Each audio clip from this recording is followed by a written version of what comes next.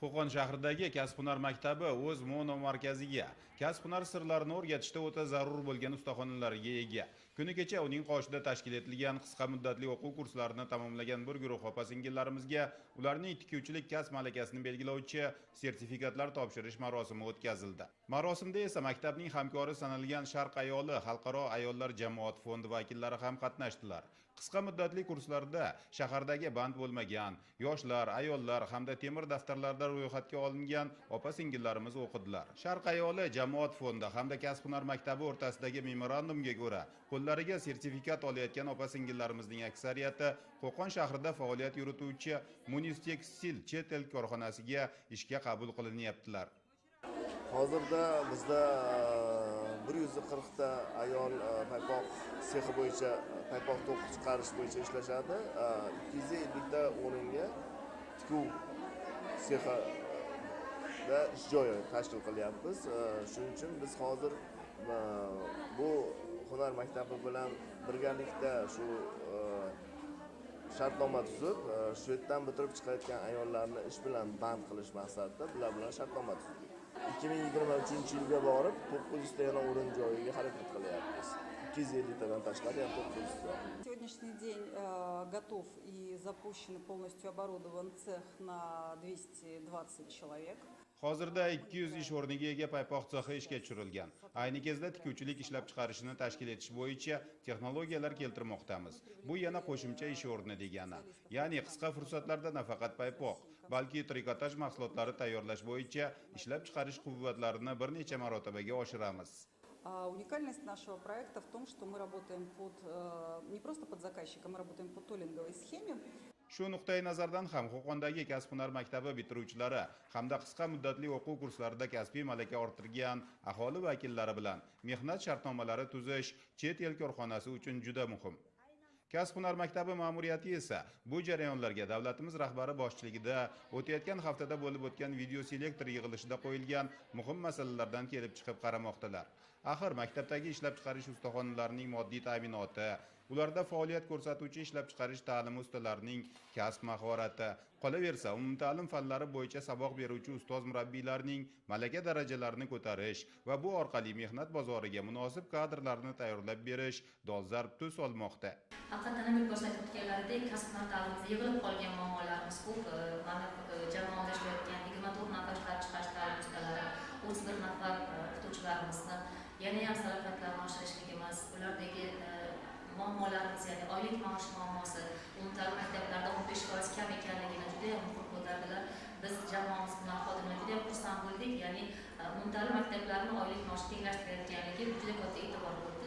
Va o'qituvchilarimizni, ingliz tili o'qituvchilarimizni ham salohiyatlarni oshirish, yoshlarimizga umumta'lim va maxsus fanlardan bilimlarni kuchaytirish uchun jamoamizdagi o'qituvchilarni malaka toifalarini oshirish, ularning tajribalarini oshirish uchun metodik tomondan juda kuchli ishlashligimizni belgilab oldik. Selektordan olingan, berilgan topshiriqlar asosida bugun mana o'tkazilgan maktabimizdagi Sharq ayoli xalqaro tashkilotini raisi bilan belgilab olingan shartnomamizga asosan bizning maktabimiz bilan Rossiyadagi kasb-hunar kollejlarini o'quv dasturlarini tikuvchilik yo'nalishida takomillashtirgan o'quv dasturlarini almashtirish bo'yicha shartnoma imzolab oldik. Bugun o'ylaymanki, biz mana shu kasblarni har bir kasbda mana shu islohotlarni amalga oshirishga harakat qilamiz. Ya'ni video selektorda davlatimiz rahbari alohida qayd etganidek, xorijiy kompaniyalar ham yoshlarimizni kasbga o'qitib, bandligini ta'minlash borasida tashabbus ko'rsatmoqdalar. Video selektorda ko'tarilgan dolzarb masalalardan yana biri ta'lim muassasasi hamda ishlab chiqarish korxonalari o'rtasidagi integratsiyalashuv jarayonlari ekani belgilab berildi. Qo'qondagi kasb-hunar maktabi shaharda joylashgan mexanika zavodi bilan bu yo'nalishda yaqin hamkorlikni yo'lga qo'ygan. Ayni kunlarda kasb-hunar maktabi o'quvchilari va bitiruvchilari bu korxonada amaliyot o'tamoqdalar. Ishlab chiqarish ta'limi yo'nalishida faoliyat yurituvchi ustoz murabbiylar esa video selektorda ko'rsatib o'tilganidek maxsus fanlar hamda ishlab chiqarish ta'limi ustalari uchun professional ta'lim markazlari faoliyat boshlashni e'tirof etmoqdalar. Ishlab chiqarish ta'lim ustalarimizni oyligi juda ham kam edi. Juda kam, ular mana shuncha qog'oz to'ldirishardi. O'sha 1.900.000 oylikka bir dunyo qog'ozni to'ldirib o'sha bilan ovor edi. Mana endi ishlab chiqarish ta'lim ustalarini ularni oyligini oshirish bilan birgalikda ularga xalqaro standartlarga javob beradigan tarzda malakasini oshirish qo'yildi.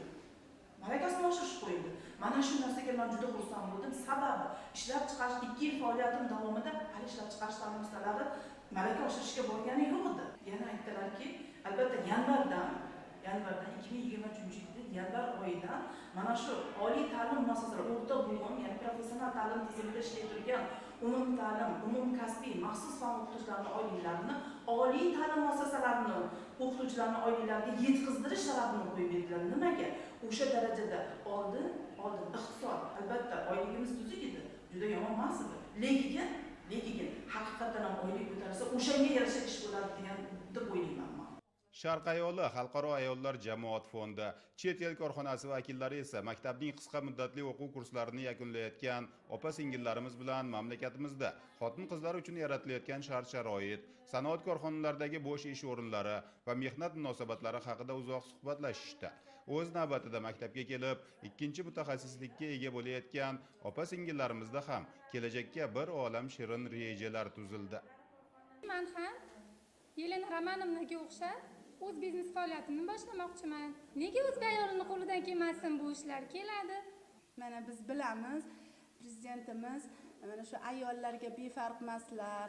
Mana shu bizni qo'llab-quvvatlashyapti.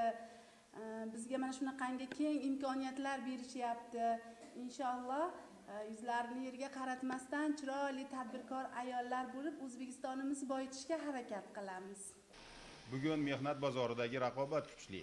O'z ishining haqiqiy ustasigina bu bozorda munosib o'rin topa oladi. Bunda davlat ta'lim olish hamda malaka orttirish uchun munosib sharoit yaratib berishga intilmoqda va o'z navbatida kasb-hunar maktablaridagi ustoz va murabbiylar yoshlarga usta shogird an'analari asosida shu bilim va ko'nikmalarni yetkazib berishga intilmoqdalar.